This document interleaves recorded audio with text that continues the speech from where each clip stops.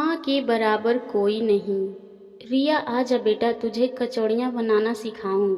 नीता जी ने बेटी को आवाज़ दी। नहीं, मुझे नहीं सीखना, मुझे नहीं पसंद ये खाना बनाना। रिया झुंझलाकर बोली। बेटा आज मैं हूँ, सीख ले, कल ना रही तो कौन सिखाएगा।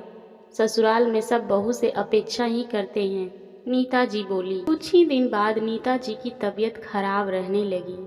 डॉक्टर से पता लगा कैंसर है। बहुत इलाज करवाया पर होनी को कौन टाल सकता है। सबको बिलखता छोड़ वो दुनिया से चली गई।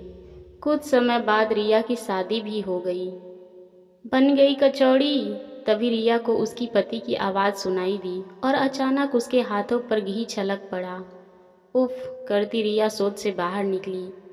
सबको कचौड़ी देने के बाद वो भरी आँख से बोली, माँ देखो आपकी रिया कचौड़ी बनाना सीख गई। एक बार आकर बता दो कैसी बनी है, आप सही नहीं हो। ये बोलकर रिया फूट फूट कर रोने लगी।